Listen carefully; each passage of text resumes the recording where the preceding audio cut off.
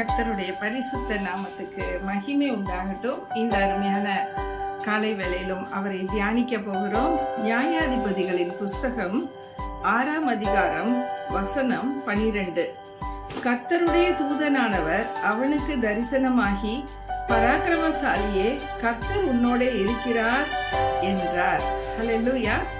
இந்த பரிசுத்த ஒரு தூதனானவர் தரிசனமாகிறார். யாருக்குன்னா கிதியோனுக்கு. கிதியோன் பாருங்க, ஒரு சரியான பயந்தோலி, ரொம்ப பயப்படுவான். அதுக்கு முந்தின வசனத்துல கொஞ்சம் வாசிக்கிறேன்.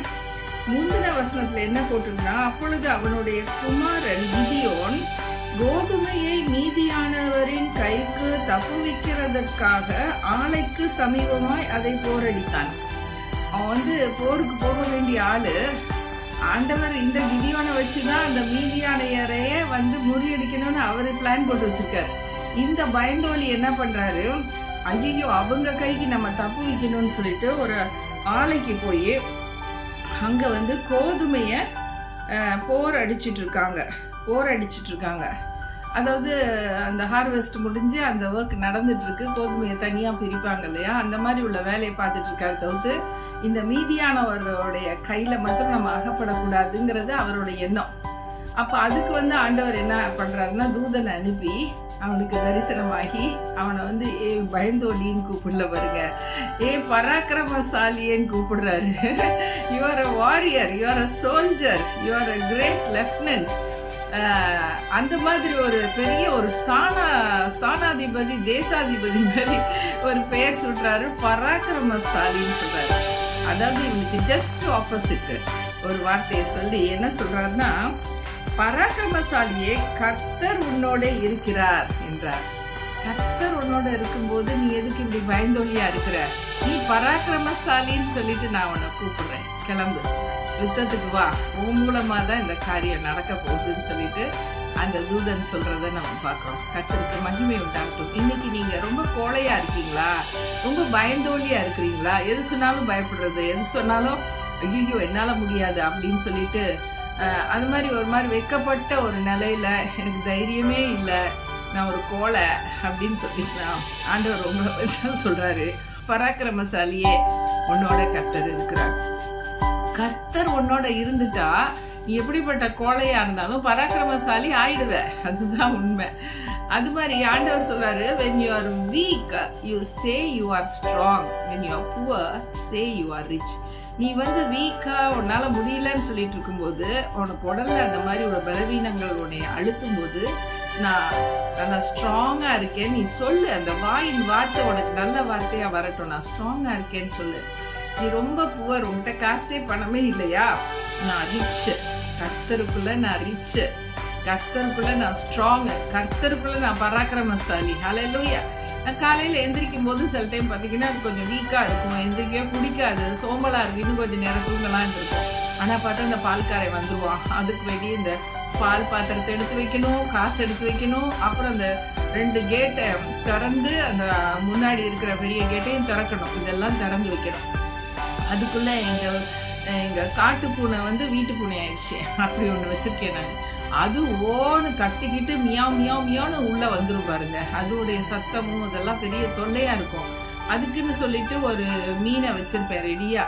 ஒரு மீனை கொண்டு போய் அதுக்கு போட்டு விட்டுதான் அது அமைதிப்படுத்திட்டு தான் மித்த வேலை எல்லாத்தையும் செய்ய முடியும். இவ்வளத்தையும் நான் செய்வேன். எப்படி நான் செய்யறது? எனக்கு தான் இன்னைக்கு வீக்கா இருக்கேன், எந்திரிக்க கூட முடியலன்னா நான் என்ன சொல்லுவேன் தெரியுமா? நான் கர்த்தருக்குள் பராக்கிரமசாலி அப்படின்னு சொல்லுவேன். நான் கர்த்தருக்குள் பராக்கிரமசாலி, கர்த்தர் கொடுக்கிற பலன்ல நான் இன்னைக்கு எல்லாத்தையும் செஞ்சிருவேன். என்னை பலப்படுத்துகிற கிறிஸ்துவினால் எல்லாவற்றையும் செய்ய எனக்கு பலன் உண்டுன்னு சொல்லுவேன் பாருங்க. எங்க இருந்து தான் பலன் வருமோ தெரியாது. நான் எந்திரிச்சு உட்காந்துட்டு கொஞ்ச நேரம் உட்காந்துட்டு அப்புறம் எந்திரிச்சுட்டு அப்புறம் மற்ற வேலைகளை பண்ணி அன்னைக்கு நைட்டு யோசித்து பார்க்கும்போது, எப்படி நம்ம ஒரு மாதிரி சோம்பலா வீக்கா வேலை செய்யவே பிடிக்காம அப்படி இருந்தோம். டக்குன்னு கர்த்தருக்குள் நான் பராக்கிரமசாலின்னு சொன்னோன்னே கர்த்தர் ஒரு அப்படியே மாத்திட்டாரு பாருங்க. அதான் வீக்கா இருக்கும்போது அதுக்கு ஆப்போசிட்டா உள்ளதான் சொல்லுங்க. உங்களுக்கு வியாதி இருக்கும்போது நான் நல்லா இருக்கேன், சுகமா இருக்கேன்னு சொல்லுங்க. ஏன்னா ஜீவனும் மரணமும் நாவின் அதிகாரத்துல இருக்குன்னு வேதத்துல ப்ராவர்ப்ஸ்ல சொல்லப்பட்டிருக்கு. 18:22 நினைக்கிறேன். கர்த்தருக்கு மகிமை உண்டாகட்டும். அப்ப இவர் பயந்தோலியா என்ன பண்றாருன்னா, அந்த மீதியானியர் கையில நம்ம சிக்கிடக்கூடாதுன்னு சொல்லிட்டு ஒளிஞ்சுக்கிட்டு இங்க இருக்காரு. அது கர்த்தருக்கு தெரியாதா என்ன? அவர் தூதன் அனுப்பி தரிசனமாகி, நீ வா, நீ பராக்கிரமசாலி, கர்த்தர் உன்னோட இருக்கிறார்ல, நீ தான் இவங்களை இஸ்ரவேலருக்கு ஜெயம் பெற்று கொடுக்க வேண்டிய ஒரு மனுஷனா கர்த்தர் ஒன்னதான் தேர்ந்தெடுத்திருக்காரு அப்படின்னு சொல்லி அவனை அழைக்கிறத பாக்குறோம். இன்னைக்கு பெரிய ஒரு பிரச்சனை என்னன்னா, இந்த மாதிரி கோழையா இருக்கிறது, பேசுறதுக்கு தைரியம் இல்லை. நிறைய இடங்கள்ல பாருங்களேன், நியாயமா பேச வேண்டிய வார்த்தையை கூட பேசாம இருப்போம். அதுக்கு அது அநியாயம் நடந்துட்டு இருக்கு நல்லா தெரியும், ஆனா பேச மாட்டோம். பாருங்களேன், பார்த்துட்டே இருப்போம், யாராச்சும் பேச மாட்டாங்களான்னு. இந்த மாதிரி ஜஸ்டிஸுக்காக எல்லாம் ஃபைட் பண்றதுலாம் ரொம்ப கம்மியான ஆட்கள் தான் இருக்காங்க இன்னைக்கு உலகத்துல. அவங்க ஃபைட் பண்ண போய் அவங்களுக்கு நிறைய பிரச்சனைகள் வருதா, இதெல்லாம் பார்த்து பயந்துட்டு, ஐயோ நமக்கு எதுக்கு பிரச்சனை, நம்ம வாட்டுக்கு வாய மூடிட்டு இருப்போம், அப்படிதான் நிறைய பேர் இருக்காங்க. எனக்குமே அந்த மாதிரி ஒரு காரியம் இருக்கு. நான் தைரியமா எல்லாருக்கிட்டையும் போய் நின்று, இவங்க 2 பேரும் ஏன் அடிச்சுக்கிட்டு இருக்கீங்க, கொஞ்சம் நிறுத்துறீங்களா, உங்க அடிதடியெல்லாம் நிறுத்துங்க, என்னன்னு சொல்லி நியாயமா பேசி முடிப்போம் அப்படின்னு சொல்லிட்டு என்னால செய்ய முடியாது. அந்த வேலை என்னால செய்யவே முடியாது. அப்ப அதுக்கெல்லாம் நம்ம என்ன ஆண்களை தேடுறோம். ஆண்கள் தான் இந்த மாதிரி காரியத்தெல்லாம் நடுநிலையா நின்று செய்வாங்கன்னு சொல்லி நினைக்கிறாங்க. பெண்களே இருக்காங்க, பெண்கள்லயும் தைரியசாலிகள் இருக்காங்க. டெபோராவை பாருங்க, ஒரு ஜட்ஜு. அவங்க தைரியமா ஒரு போருக்கே முன்னின்று போறாங்க. அந்த போருக்கு நீங்க வந்தீங்கன்னா தான் நானே வருவேன்னு சொல்லிட்டு ஒருத்தர் பேக் அடிக்கிறாரு.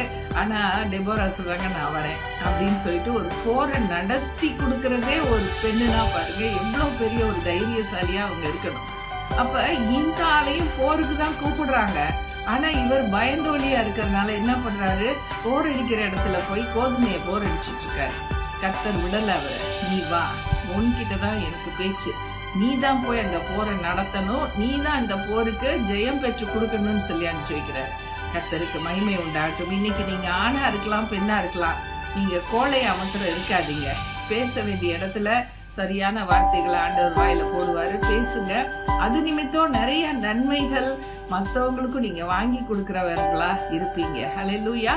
நம்ம இப்ப ஜெபம் பண்ணலாம். நல்ல ஆண்டவரே, உமக்கு நன்றி தகப்பனே. இந்த காலை வேளையிலும் உங்களுடைய திருமுகத்தை நோக்கி பார்க்கிறோம். ஆண்டவரே, எங்களுக்கு இருக்கிற பலவீனங்கள், வீக்னஸ், கோழையா இருக்கிறது, வாய் திறந்து பேசுறதுக்கு பயந்துட்டு இருக்குது, இந்த மாதிரி உள்ளதெல்லாம் எங்களை விட்டு நீங்கும்படிக்கு தேவரே கிருபை தாங்கப்பா. ஆண்டவரே, ஜஸ்டிஸுக்காக நாங்க நிற்கும்படிக்கோ, அதை நாங்கள் எந்த விதத்திலையும் காம்ப்ரமைஸ் பண்ணாதபடிக்கு எங்களுக்கு நல்ல தெளிந்த புத்தி கொடுங்க, ஞானம் கொடுங்க ராஜா. இந்த கிதியோனை போல பயந்தோலியா ஓடி போய் ஒளியிற மனுஷனா இல்லாதபடிக்கு ஆண்டவரே, தைரியமா நான் தான் சொல்லி இயேசு அரெஸ்ட் பண்ண வந்தப்போ அவர் ஓடி போய் ஒளியல, அவர் நான் தான் இயேசுன்னு சொல்லி தன்னை கொடுக்கிறாரு. அப்படி உள்ள ஒரு தைரிய புருஷனாக, ஒரு தைரிய மனுஷியாக மாற்றுங்க ராஜா.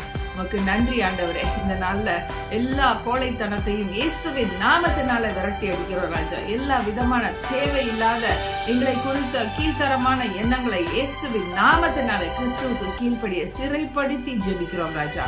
கர்த்தர் எங்களை உயிர் மீட்சி அடைய செய்து, எங்களை புத்துணர்ச்சி கொடுத்து எங்களை வாழ வைங்க, அநேகரை வாழ விடுங்க, வாழ வைக்கும்படிக்கு நாங்க சில நல்ல காரியங்களை செய்ய எங்களுக்கு உதவி செய்யுங்க. கிதியோன் மூலமாக பெரிய அற்புதத்தை செய்தீர் ராஜா. அதே போல எங்கள் மூலமாக அற்புதங்கள் நடக்கட்டும். ஆசீர்வதிங்க இயேசுவின் நாமத்தில் பிதாவே. ஆமென். ஆமென். Thank you friends and God bless you all.